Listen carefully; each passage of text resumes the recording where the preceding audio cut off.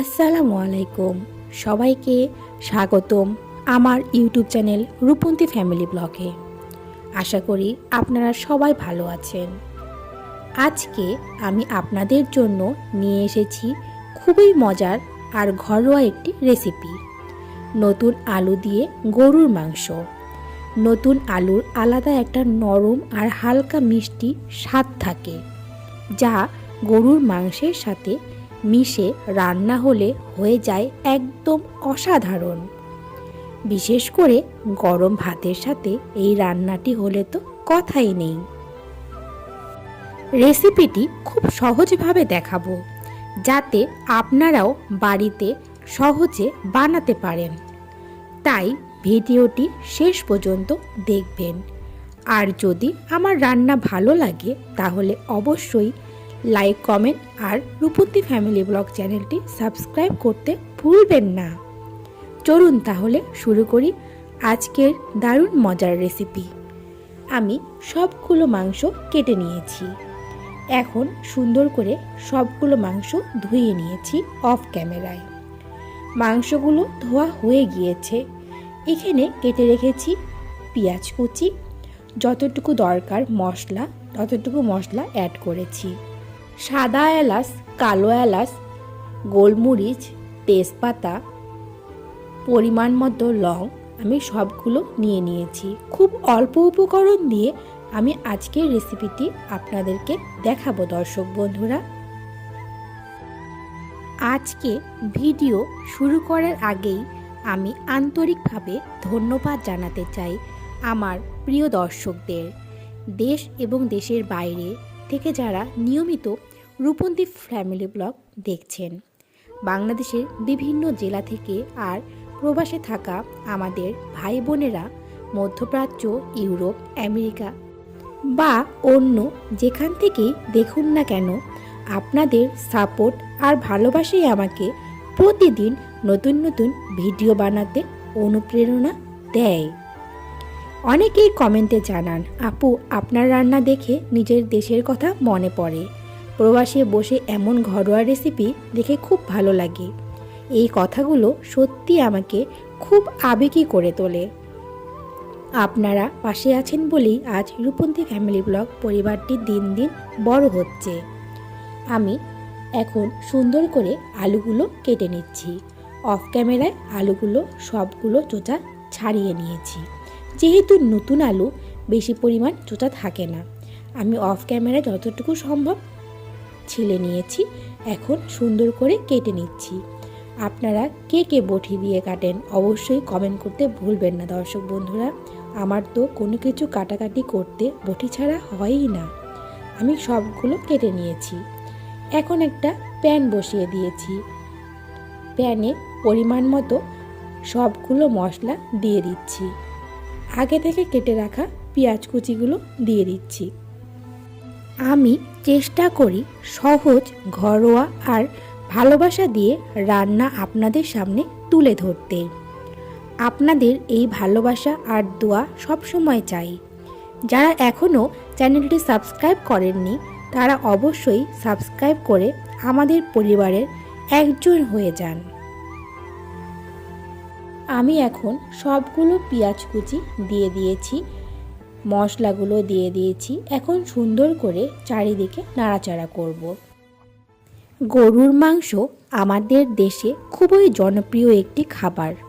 তবে যে কোনো খাবারের মতোই এর ভালো দিকও আছে, আবার কিছু খারাপ দিকও আছে। গরুর মাংসে প্রচুর প্রোটিন থাকে, যা শরীরের পেশি গঠন, শক্তি বৃদ্ধি ও ক্ষত সারাতেও সাহায্য করে। এতে আয়রন থাকে, যা শরীরে সহজে শোষিত হয়। রক্তশূন্যতা প্রতিরোধে সাহায্য করে গরুর মাংস। ভিটামিন বি স্নায়ুতন্ত্র ভালো রাখতে এবং রক্তকণিকা তৈরিতে গুরুত্বপূর্ণ ভূমিকা রাখে গরুর মাংস। হয়তো আপনারা কম বেশি সবাই জানেন। আমি সবগুলো পেঁয়াজ সুন্দর করে ভেজে নিচ্ছি। গরুর মাংসে বেশি পরিমাণ চর্বি থাকে। অতিরিক্ত খেলে কোলেস্টেরল বেড়ে যেতে পারে। যা হৃদরোগের জন্য অনেকটাই ঝুঁকি। অতিরিক্ত তেল মশলা দিয়ে গরুর মাংস রান্না করলে গ্যাস বা হজমের অনেকটাই সমস্যা দেখা দেয়। এজন্যই আমি অনেক কম পরিমাণ মশলা দিয়ে গরুর মাংসটি আজ রান্না করব দর্শক বন্ধুরা। পরিমাণ মতো লবণ অ্যাড করলাম। সবগুলো সুন্দর করে নাড়াচাড়া করছি যেন কোনো দিকে লেগে যাওয়ার ভয় না থাকে। লাল না হয়ে আসা পর্যন্ত আমি সুন্দর করে নাড়াচাড়া করব। যারা আমার ভিডিও দেখেন আর লাইক দেন, আপনাদের প্রতি আমার অন্তঃস্থল থেকে অনেক অনেক ভালোবাসা আর ধন্যবাদ। আপনাদের একটা লাইক, হয়তো ছোট একটা ক্লিক, কিন্তু আমার জন্য সেটা অনেক বড় অনুপ্রেরণা। যখন দেখি ভিডিওতে লাইক বাড়ছে, তখন মনে হয় আমার পরিশ্রম সার্থক হয়েছে। আপনাদের এই ছোট সাপোর্ট আমাকে নতুন নতুন রেসিপি নিয়ে আসতে সাহস দেয়। অনেকেই নিয়মিত লাইক দেন, সুন্দর সুন্দর কমেন্ট করেন। আপনারা আসলেই রূপন্তী ফ্যামিলি ব্লগ পরিবারের শক্তি। আপনারা পাশে আছেন বলেই আজ আমি এতটা উৎসাহ নিয়ে কাজ করতে পারছি। পরিমাণ মতো হলুদ গুঁড়ো দিয়ে দিয়েছি, পরিমাণ মতো মরিচের গুঁড়ো দিয়ে দিয়েছি। আপনারা আপনাদের পরিমাণ মতো অ্যাড করবেন। অতিরিক্ত মশলা খেলে আমাদের শরীরে অনেকটাই রোগ সৃষ্টি করতে পারে। সেজন্য অনেক কম পরিমাণ মশলা দিয়ে রান্না করলে আমাদের শরীর ভালো থাকবে, সুস্থ থাকবে। এই জন্যই কম পরিমাণ মশলা দিয়ে রান্না করুন দর্শক বন্ধুরা। আমি সুন্দর করে পরিমাণ মতো মরিচের গুঁড়ো দিয়ে দিয়েছি, আদা রসুন জিরার গুঁড়ো দিয়ে দিচ্ছি। সবগুলো সুন্দর করে দিয়ে দেওয়া হয়ে গেলে আমি এখন নাড়াচাড়া করব। পরিমাণ মতো পানি অ্যাড করেছি। আমি সবসময় চেষ্টা করি সহজভাবে ঘরোয়া স্বাদের রান্না আপনাদের সামনে তুলে ধরতে। যদি আমার ভিডিও আপনাদের ভালো লাগে, উপকারে আসে বা একটু হলেও আনন্দ দেয়, তাহলে অবশ্যই লাইক দিয়ে জানাবেন দর্শক বন্ধুরা। আর যারা এখনও লাইক দেননি, ভিডিওটা ভালো লাগলে একটা লাইক দিয়ে আমাকে সাপোর্ট করবেন। আপনার একটি লাইক আমার চ্যানেলকে আরও মানুষের কাছে পৌঁছে দিতে সাহায্য করবে। আমি সবগুলো মশলা সুন্দর করে নাড়াচাড়া করছি। আমি এখানে দিয়ে দিয়েছি গরুর মাংসের মশলা, পরিমাণ মতো অ্যাড করব। পরিমাণ মতো পানি অ্যাড করেছি, যতটুকু দরকার ততটুকু অ্যাড করব। আমার আজকের রেসিপিটি যদি আপনাদের কাছে ভালো লেগে থাকে, আপনারাও ঘরে গরুর মাংস আলু দিয়ে রান্না করে দেখতে পারেন দর্শক বন্ধুরা। খুব কম মশলা দিয়ে রান্নাটা করলে আমার কাছে অনেক ভালো লাগে। আমার মনে হয় আপনাদের কাছেও ভালো লাগবে দর্শক বন্ধুরা।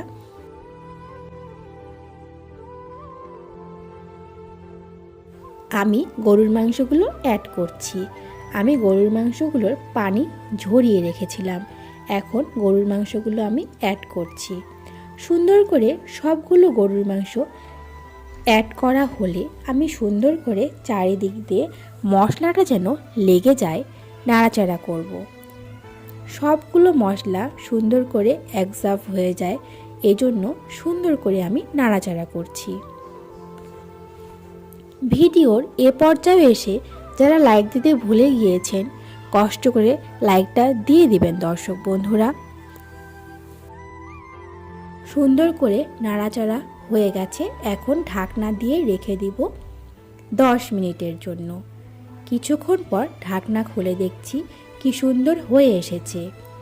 এখন আমি আলুগুলো অ্যাড করব।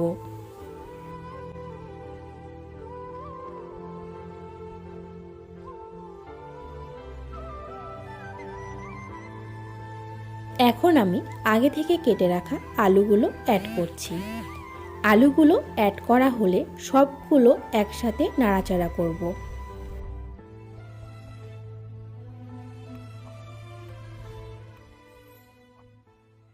সবগুলো আলু সুন্দর করে নাড়াচাড়া করা হয়ে গেলে আমি ঢাকনা দিয়ে রেখে দেব আরও 10 মিনিটের জন্য। এখন আমি ঢাকনা দিয়ে রেখে দেব 10 মিনিটের জন্য, আর চুলার আঁচটা হাই হিটে রেখেছি। ঢাকনা খুলে দেখছি আমার মাংস হয়ে এসেছে, কি সুন্দর কালার এসেছে। আমার আজকের রেসিপিটি আপনাদের কাছে কেমন লেগেছে অবশ্যই কমেন্ট করে জানাবেন। আপনাদের মতামত আমার কাছে অনেক গুরুত্বপূর্ণ। আপনাদের ভালো লাগা, পরামর্শ আর ভালোবাসা আমাকে আরও নতুন নতুন রেসিপি নিয়ে আসতে অনুপ্রাণিত করে। দর্শক বন্ধুরা, রান্নাটি যদি বাসায় করে দেখেন তাহলে কেমন হয়েছে সেটাও জানাবেন। আপনাদের অভিজ্ঞতা শুনতে আমার ভীষণ ভালো লাগে। আর যদি কোনো বিশেষ রেসিপি দেখতে চান সেটাও কমেন্ট দিয়ে লিখে জানাবেন। দর্শক বন্ধুরা, ভিডিওটি ভালো লাগলে লাইক দিয়ে শেয়ার করুন আপনাদের পরিবার ও বন্ধুদের সাথে। আর কখনো যদি সাবস্ক্রাইব না করে থাকেন তাহলে অবশ্যই রূপন্তী ফ্যামিলি ব্লগ সাবস্ক্রাইব করে আমাদের পরিবারের একজন হয়ে যান। আজ তাহলে এখানেই বিদায় নিচ্ছি। সবাই ভালো থাকবেন, সুস্থ থাকবেন, নিজের এবং পরিবারের খেয়াল রাখবেন। আল্লাহ হাফেজ। আবার দেখা হবে নতুন কোনো রেসিপি নিয়ে রূপন্তী ফ্যামিলি ব্লগে।